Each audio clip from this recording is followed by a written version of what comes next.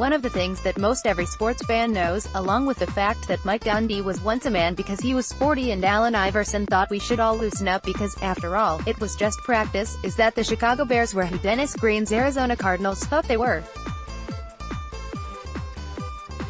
Green's tirade, in the moments after a Monday Night Football meltdown against the Bears in 2006, has lived on because of his actions and the delivery of the "they are who we thought they were" line. But I also inevitably come back to it at some point every baseball season as well, hearing it play in my mind when looking at a player's numbers at season's end. Most players are, at the end of the day, who we think they are.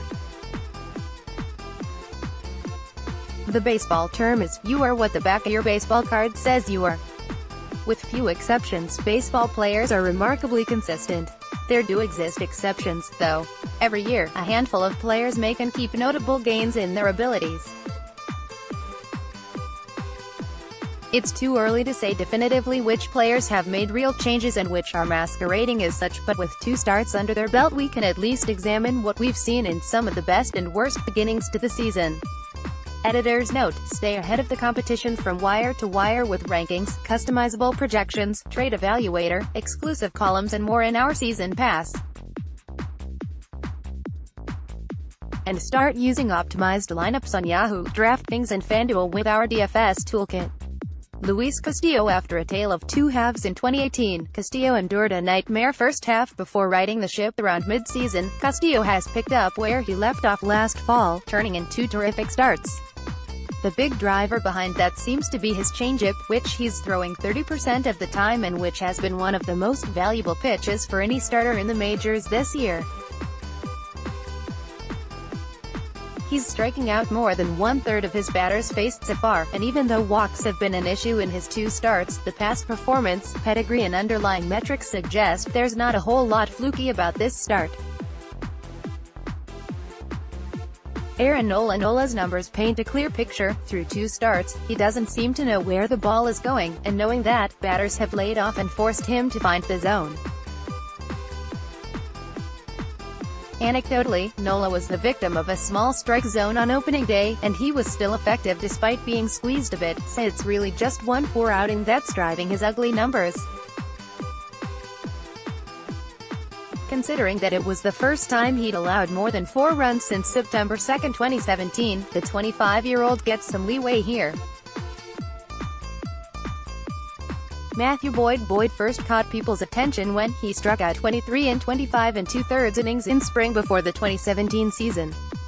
That didn't bear a lot of success once the real games began, but it showed his ability, and his 27.5% strikeout percentage last September lent credence to the idea he may be putting it together. Through 2 starts, Boyd has been even better, refining his pitch mix. He's ditched his sinker and committed to throwing his 4-seamer more to complement his slider and curveball, to help him strike out an obscene 18.26 batters per 9 innings. That, of course, won't last, but there are plenty of reasons to believe this could be the beginning of a breakout year for the 28-year-old southpaw.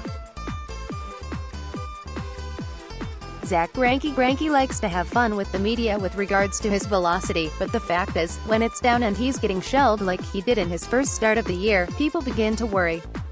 It was a bad one, too. The 35-year-old served up 4 homers in 3 2/3 innings. Greinke was markedly better in his second start, though, striking out 10 without issuing a walk, and if there's a pitcher who can make it work with diminished velocity, it's the cerebral Greinke.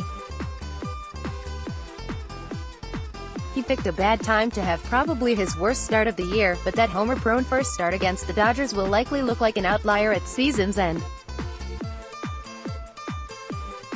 Greinke should be fine. Matt Shoemaker. The thing about early statistics is that even when they scream for obvious regression, there's still sometimes room enough for both regression and maintaining respectable numbers.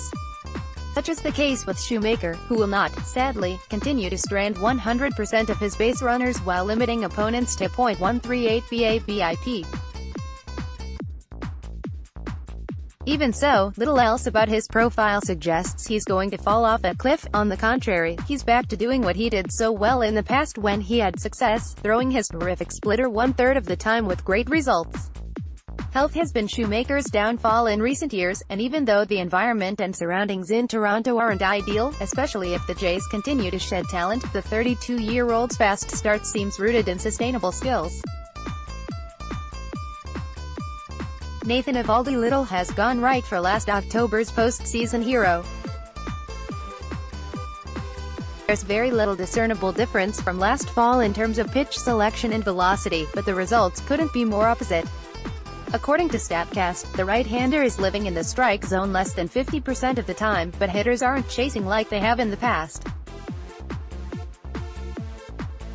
What's more, when they do chase, they're making contact at a much higher rate than they have historically, and batters are barreling the ball 13.9% of the time.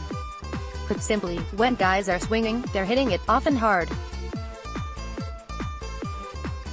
That's not going to work in Eovaldi's home park, especially because a lot of the belief in Eovaldi this year was factoring in the step forward he took in generating swinging strikes last year. It's cause for early concern. Jordan Zimmermann is one of the more difficult cases to crack after the first few weeks. On one hand, he's made real adjustments to his game, throwing his good slider almost 40% of the time after pitchers like Patrick Corbin have had success in recent years going heavier with the breaking ball. On the other, the 32-year-old has years of mediocrity to his credit and has still relied on some smoke and mirrors, a .184 BABIP, 87.5% of base runners stranded, no homers allowed, to turn in a 0.66 ERA and 0.59 WHIP through 13 2/3 innings. Without a strong strikeout arsenal to prop him up when those numbers regress, it's hard to see Zimmermann retaining mixed league value all year. This may end up being his best year with the Tigers, but Zimmermann's best is still just okay these days.